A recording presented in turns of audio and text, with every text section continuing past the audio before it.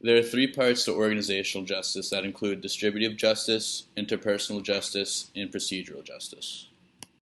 Distributive justice is the perception of fairness held by organizational justice with regards to distribution of resources or decided outcomes. Its three major principles include equity, equality, and need.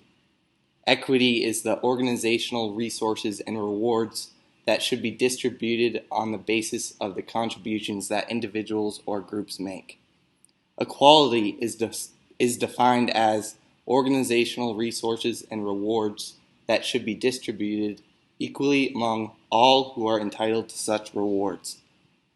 And the principle of need is defined as organizational resources and rewards that should be distributed according to the needs of different individuals or resources. Procedural justice is the perceived fairness of the processes used to achieve an outcome or a decision.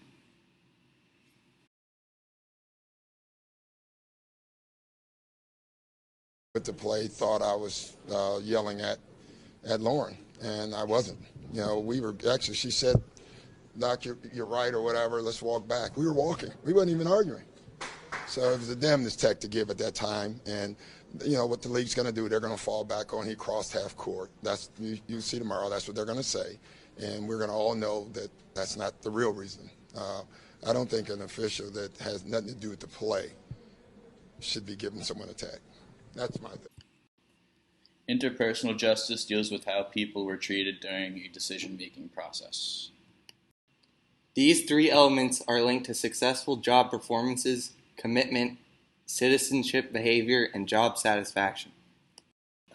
Job satisfaction is the emotional responses or opinions to a particular job. It is broken down into work itself, pay, supervision, co-workers, and promotion.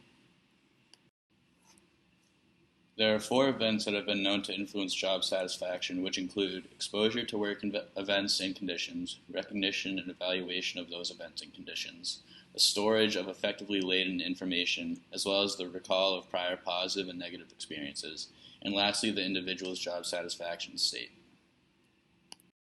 The work element of job satisfaction has to deal with if the employee's tasks given opportunity for growth, level of responsibility, and vary from time to time. The second part to job satisfaction is the pay an employee earns at the type of attitude the certain pay gives that employee when working in an organization. The amount of money an employee made at their previous job, as well as their whole financial situation, affects their overall job satisfaction as well. Another strong part to job satisfaction is the relationship an employee has with their supervisor. Listening and feedback skills are very important for both sides. A desire to be promoted is another element to job satisfaction and wanting a future with a certain organization. The last part of job satisfaction is the relationship an employee has with his or her co-workers and how well they get along and who they work with efficiently. Thank you. I'm humbled to be standing here today and honored by this award. Thank you, Heisman Trust, for making this night possible. Everything you do has made so many dreams come true. Amari, Melvin, it's been a pleasure to meet you both, and I wish you continued success. This award belongs to my teammates. The amount of hard work and sacrifice that each of them has made has not gone unnoticed.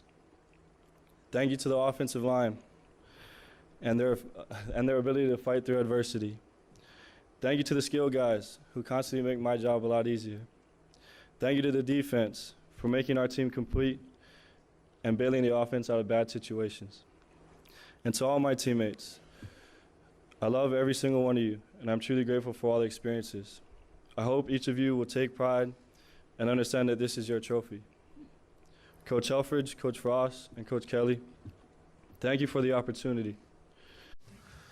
Over on the right, Chris. Hi, David. Chris Sheridan from SheridanHoops.com. It's been 2 months now since you vetoed the Chris Paul to the Lakers trade, and it's given you 2 months of the benefit of hindsight and 2 months to look at the impact that it's had on several teams, Clippers, Lakers, but especially the Hornets. And given the benefit of that hindsight, was that veto, since you had never done one before, Was it the right thing to do, and why? Should I answer? Yeah, okay. You've been around too long to phrase the question that way. That's I an didn't interesting answer. veto anything.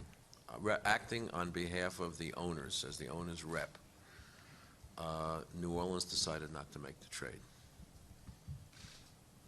Well, whose decision was it to stop the trade? No, not to stop. No, not to stop. There's no superstar that gets traded in this league unless the owner says, go ahead with it. And in the case of New Orleans, the representative of the owner said, that's not a trade we're going to make. But that representative was you, if I'm not. Correct. What? So, in effect, then, you said the trade is not going to go through. I said that New Orleans would not make the trade that had been proposed to them. And was that the right move to make? You know, you buy a ticket and see. We'll see how it works out. I hate to press you on it. I don't want to break decorum, but No, that's okay. Go ahead. the Hornets didn't make out as well in that trade as they would have made out in the earlier trade in terms of talent. we The can't- best player they got is injured, we and the draft pick is the same draft pick. So I could go toe-to-toe. It wouldn't be a breaking decorum. It would be taking a lot of people's time, arguing about whether we thought Marc Gasol would ever be an all-star, I right? think we've always been in agreement on that, David. That Marc Gasol was, Yes. you knew he was going to be an all-star? Absolutely, sir. I Marc cover a lot of Gasol. international Okay, basketball. I have no further questions for the witness then. Next question.